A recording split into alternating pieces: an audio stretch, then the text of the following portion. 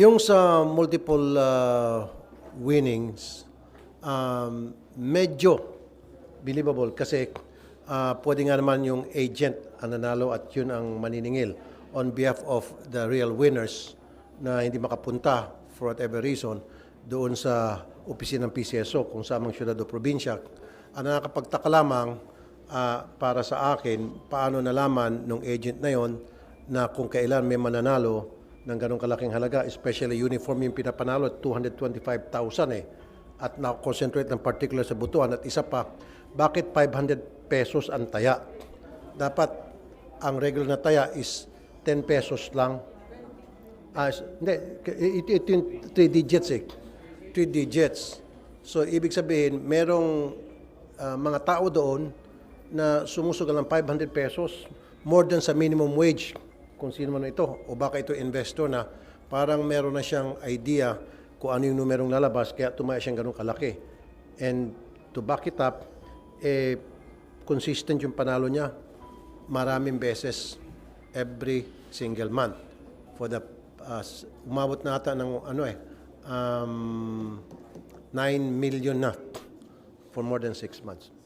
2023 lang po yung nakita niyo. That was only 2023. We don't... The previous years, are you also interested to check to audit? Yes, interested tayo. Kasi parang lumilitaw na maraming mga multiple winners na nakapagtaka paano nila nalalaman na kung nyari agent yun, may mananalo ng ganong kalaking pera, 225 in a certain days or certain period of months. Ang may duda rin ako na baka itong mga taong ito na multiple winners nakaabang sa LTO, sa PCSO, parang sa LTO ba? Sino nanalo diyan? Tapos akin na, i-discount ko na lang yan. Kapalit nung pera na mas mura. That could also happen. Sir, what's the danger of that arrangement? Ganyan yung nangyayari. Siyempre, unang-una, maraming magdududa na sabihin nila, katagal-tagal nung tumatay, hindi ako nanalo, pero yung pala may nanalo. And then eventually, lalabas, na tulad ng kiniklaim ng PCSO, yun ay claimant. Para sa kanila, sa PCSO, yun ay lang agent, na sinabi ng agent. Hindi dapat ganun. Dapat, yung mga tunay na winners, yun ang pupunta sa PCSO, yun ang mag-register at mabibigyan ng TIN number. Kasi para sa akin, bawat taong nananalo dapat nabibigyan ng TIN number at siya ay nagbabayad ng buwis. Marami sa mga dokumento ng PCSO na binigay sa amin, walang TIN number. Isinusubmit nila yan sa PCSO without the TIN number. And the corresponding amount na pinanunan, we're not sure kung tama ba yung amount. Kasi meron doon halimbawa, nanalo ng 100 million. Walang TIN number na sinubmit. Hindi na nakalagay doon kung anong klaseng game. Dapat yung kung 100 million halimbawa pinanunan, nakalagay kung yan ba ay 649, 642 o 655 para malaman natin yung corresponding tax na ibabayad sa PCSO. Dapat may TIN number. Isa din doon yung problema natin sa identity. Hindi identified yung tao, yung tunay na tao, maging yung mismong game na tinayaan. So sir, andun pa rin yung doubt nyo na parang may something na isang tao lang talaga, may namumuhunan. Kasi walang team, kukolekta ka. Tama ka. Meron yung duda ko na may namumuhunan. In fact, nabanggit ko kanina, merong incident doon na isang tao namuna ng 90 million. 3 outlets, bawat outlet na isa lang may-ari, nagtaya ng tig 30, 90 million total. At pinanunuan niya 600 million plus. So namuhunan talaga siya. Tumaya siya ng yung system 12. So parang again, parang sigurado na siya mananalo siya o may nakatimbre sa kanya. Yun ang sinasabi ko nga na bago siya nanalo, tinaasan yung amount ng pot. I think that was 655? Huh? 649. Sorry kasi kasabay lang may press con lang din kasi kanina. Kaya hindi namin medyo na Sir, kailan nangyari yun? Yung namuna ng 90 tapos tumama ng 640? What date was it? Huh? January 16 this year. Hindi bawal yon kung tutuusin. Wala naman nakalagay sa ating batas maging sa ano ng PCSO charter na bawal magtaya ng by the millions. Of course. Pero kanina maging yung AMLAC, sabi niya there's something irregular na for you tumaya ng ganong kalaki. Sa yon sa AMLAC side. On the other hand, doon ba yung parang tinayaan mo halos lahat ng numero, nag-invest ka, parang manalo. So, nung tumaya ka ng ganong kalaking amount to cover yung pot, na para ma-cover man lahat ng numero, manalo ka, eh baka meron ka ring inside information. O baka sigurado ka, you will not invest that much money, wala naman sigurong negosyante, kung negosyante man ito, mag-invest ng ganong kalaki, nang hindi siya nabibigyan ng some kind of an assurance na babalik sa kanyang perang yon, one way or the other. So, in aid of legislation, ano po yung nakikita natin possibly na pwedeng gawin ng Senate to, ayan, protect na yung integrity ng mga laro? Exactly, thank you. Kaya nga, sa susunod na hearing, patatawag ko ng DICT and then kukuha din kami ng independent IT. Sa ngayon kasi inaasahan namin yung DICT. So, in fairness sa DICT, they're doing their best na para makatulong din sa investigation na ginagawa namin. Pero ako mag-imbita ng third party na hindi taga-gobyerno na titingnan muna ng husto yung integrity ng PCSO computer from root access, source code, etc. And then, only after then, maka-come up tayo ng legislation na para maprotektahan talaga yung integrity ng PCSO ng game nang hindi na magkaroon ng pagdududa sa taong bayan. Go ahead. Ano ba, sir, para sabihin na parang may sindikat na kumikilos? Medyo maaga pa. Although nandun yung pagdududa, and I don't blame the betting public na magkaroon ng duda at tumaas ang kilay, especially yung mga matatagal na tumataya for several years na at libo-libo na ang nagagastos at di pa tumatama. And then here comes people na multiple ang winnings each month. So hindi ko biniblame yung magdududa. So kailangan maalis natin doon sa betting public na loyal bettors ng PCSO hindi pa nanalo, maalis yung duda nila sa PCSO nang sa gayon tuloy-tuloy pa rin yung kanilang pagtangkilik sa PCSO Lotto. Sir, andun pa rin, hindi kayo convinced pa. I am not, exactly. I am not 100% convinced. Although there were questions that were answered. Okay ako doon. Pero may mga katanungan na hindi pa very clear to me. And sa masusunod na hearing, kakalkalin pa rin natin yon. Sa tin. Yes. Bakit nagsasubmit ang PCSO ng mga panalo ng walang tin at walang corresponding anong games yon? Kasi magsasubmit sila, o hindi lang yung 100 million, magsasubmit sila 50 million, tapos 20% niyan, walang tin. So, bahala ng PCSO maghanap kung ano yung tin number. In some cases, walang tin, talagang bukunin ng PCSO yung 20% at ilalagay nila doon sa collection daw. Now, okay lang yun. Napupunta sa collection, di ba? Come what may, hindi nabubulsa ng gobyerno at napupunta sa collection. However, ang point doon, baka yung nanalo na yun, taga-PCSO or bata-bata ng taga-PCSO. Di ba? There's a problem with the identity. At saka dapat yung game. Kasi mali mo baka hindi 50 million pinalo, baka ang pinanalo noon is 500 million. Tapos dineklara 50 million ang panalo. Dapat 500. So doon sa 50 million dineklara niya, 20% lang kukunin noon. Kung 500 million, di ba malaki sana?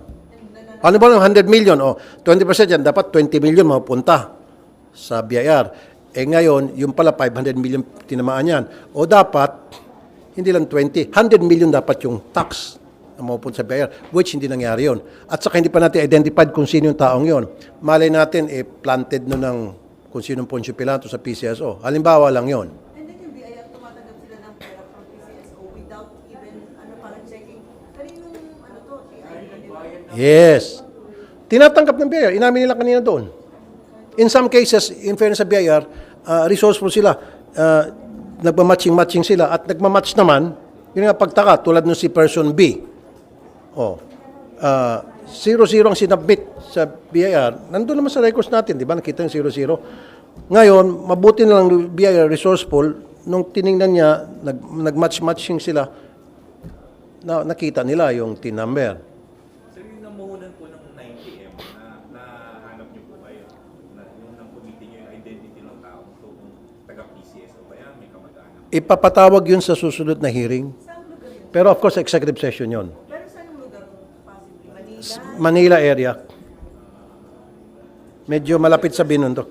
Sir, sa ano po, sa visa initial input niyo or evidence na nakuha, is there a reason to suspect na kung hindi man sindikato at least collusion between the supposed vendor and then a senior official ng PCSO? Sa ngayon, very vague pa. Kaya nga kasama dyan yung AMLAC na gagawa rin ng sariling investigasyon. Paano nangyari yun at ba't nangyari yun? Na pa yung isang tao mag-invest ng 90 million at nung manalo out of that 90 million, lumabas na nanalo siyang 600 million. Lo and behold, yung 90 million niya na kung saan galing. Halimbawa lang sa AMLAC side, na yun ay dirty money.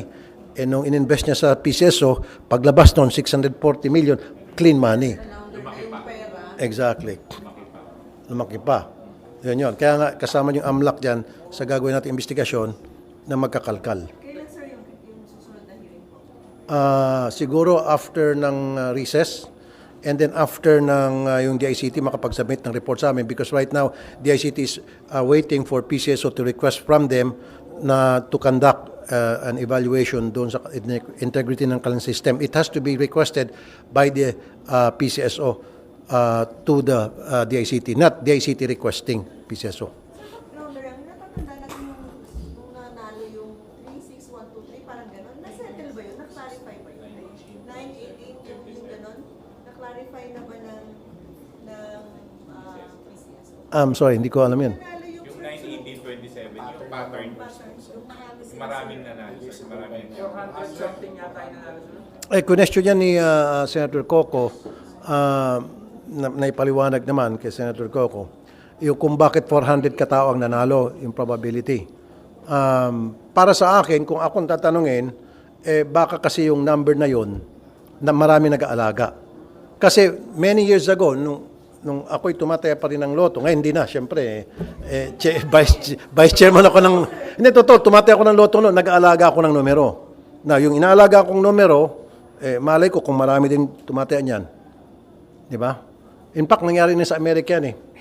Yung malaking pot in the US, marami sila nanalo because yung numero na yon may sequence eh. So, marami nagkagusto sa sequence numbers na yon, tinayaan. Para sa akin, yung marami hindi. Senator, should there be a prohibition sa mga PCSO official or kaya kamag-anak nila na tumaya sa Sa ngayon, mayroong prohibition yan. Hindi natin alam kung nasusunod. Kaya nga, doon sa hindi pagsasabit natin, sa mga susunod na hearings, makakalkal natin, magpapatawag tayo ng mga hearing at papatawag natin yung mga nanalo, titingnan natin sa executive session kung sila ba ay nagtatrabaho sa PCSO or related ba sila one way or the other sa mga PCSO employees.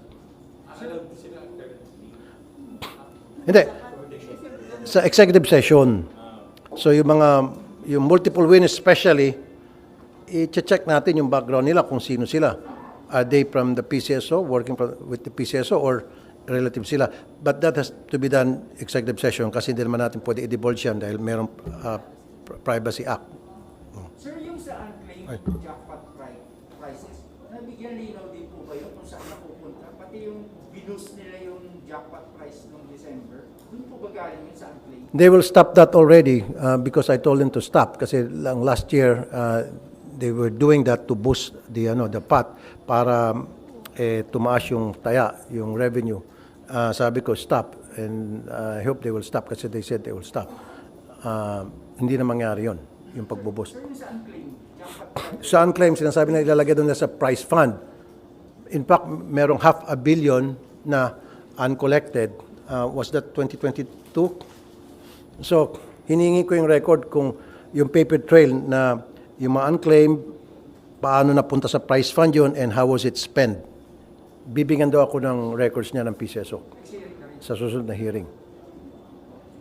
Pwede ba kayong Pastor Kibuloy is upcoming according to Senator Risa? Hindi ko committee yan. You might as well ask Senator Risa. Bilang kortesiya sa kanya, I'm not gonna say anything. Ayoko siya pangunahan. Mas maganda siya. As member of the committee. Mas maganda si chairman muna ang mauna bago si member. Sir, another sa Chacha. Sila muna tatanungin nyo dyan. Di ba, eventually buboto ka? Saka na muna. Ito lang muna tayo sa PCSO. Ayun sa Bohol. That's a very good question. See, mas maganda na we're talking. Puro na naman, sir. Iniimbestigahan na namin yan. In fact, meron kami natumbok na naman. Hindi lamang sa Bohol, maging sa Mount Apo sa Davao. Ganon na ganon din nangyari doon sa within the buffer zone, naglipa na para mga kabuti ang iba-ibang mga struktura ng mga negosyo na bawal dapat because that's a protected area. Paano na payagan? In fact, inamin ng DNR, nung tanawagan namin yung DNR, inamin nila at binigyan daw nila ng 2 years na palugit yung iba doon na illegal ang pagkatayo para alisin na. In the first place, bakit pinayagan? Dapat hindi mo napatay yun. Ngayon, nandyan na sila, nakapagnegosyo na bastos ng kalikasan, bibingaw pa ng 2 years. Dapat agad-agad ang closure. Kaya sa susunod na hearing, magigisa ang DNR. Sir, ano yun? Lahat ng structures, Hindi, yung within the buffer zone. hindi Yeah. lang yung isa na unang lumabas. Pero ang question talaga doon, bakit napayagan? Di ba? Especially yung sa LGU na nagbibigay din ng BPLO, permit. So yun, sama-sama natin. Okay, thank you very much everybody. Thank you.